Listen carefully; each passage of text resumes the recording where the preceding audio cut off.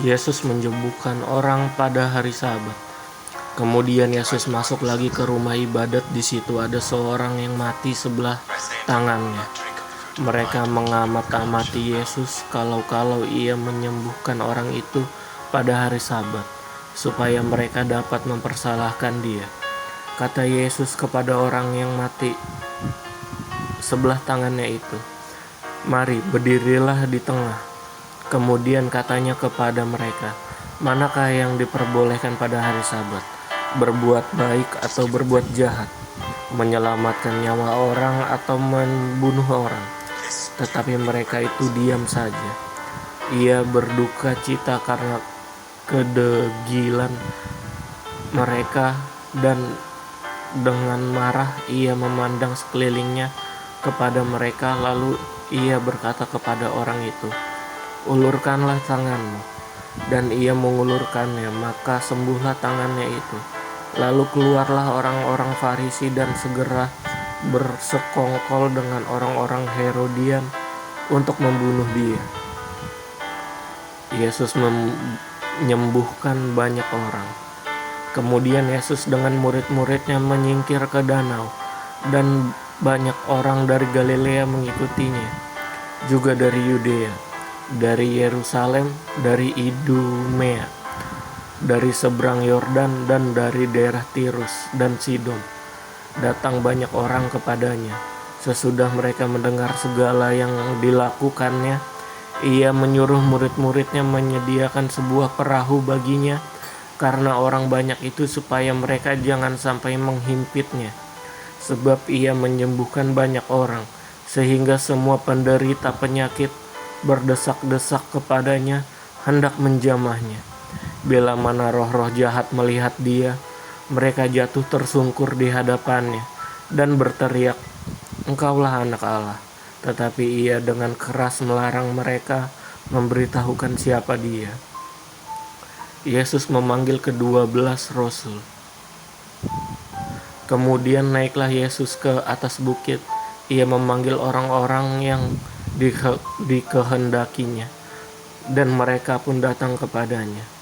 Ia menetapkan 12 orang untuk menyertai dia dan untuk diutusnya memberitakan Injil, dan diberinya kuasa untuk mengusir setan.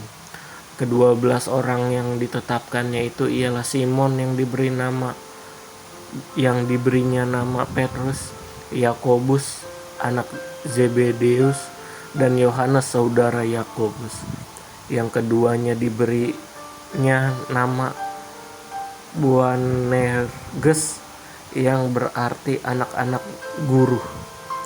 Selanjutnya Andreas, Filipus, Bartolomeus, Matius, Thomas, Yakobus anak Alfeus, Tadeus, Simon orang Zelot, dan Yudas Iskariot yang mengkhianati dia. Yesus dan Belzebul. Kemudian Yesus masuk ke sebuah rumah, maka datanglah orang banyak berkerumun pula, sehingga makan pun mereka tidak dapat.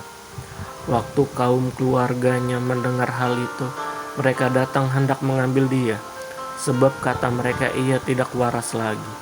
Dan ahli-ahli Taurat yang datang dari Yerusalem berkata, "Ia kerasukan Belzebul, dan dengan penghulu setan ia mengusir setan." Yesus memanggil mereka lalu berkata kepada mereka dalam perumpamaan, "Bagaimana iblis dapat mengusir iblis? Kalau suatu kerajaan terpecah-pecah, kerajaan itu tidak dapat bertahan.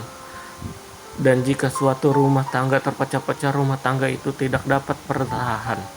Demikian juga kalau iblis berontak melawan dirinya sendiri, dan kalau ia terbagi-bagi, ia tidak dapat bertahan, melainkan sudahlah tiba kesudahannya. Tetapi tidak seorang pun dapat memasuki rumah orang yang kuat untuk merampas harta bendanya, apabila tidak diikatnya dahulu orang kuat itu. Sesudah itu barulah dapat ia merampok rumah itu. Aku berkata kepadamu, sesungguhnya semua dosa dan hujat anak-anak manusia akan diampuni. Ya, semua hujat yang mereka ucapkan. Tetapi apabila seorang menghujat Roh Kudus, ia tidak dapat ampun selama-lamanya, melainkan bersalah karena berbuat dosa kekal. Ia berkata demikian karena mereka katakan bahwa ia kerasukan roh jahat. Yesus dan seanak saudaranya. Lalu datanglah ibu dan saudara-saudara Yesus, sementara mereka berdiri di luar. Mereka menyuruh orang memanggil dia. Ada orang banyak duduk mengelilingi dia. Mereka berkata kepadanya, "Lihat, ibu dan saudara-saudaramu ada di luar dan berusaha menemui engkau." Jawab Yesus kepada mereka, "Siapa ibuku dan siapa saudara-saudaraku?" Ia melihat kepada orang-orang yang duduk di sekelilingnya itu dan berkata, "Ini ibuku dan saudara-saudaraku. Barang siapa melakukan kehendak Allah, dialah saudaraku laki-laki, dialah saudaraku perempuan, dialah ibuku."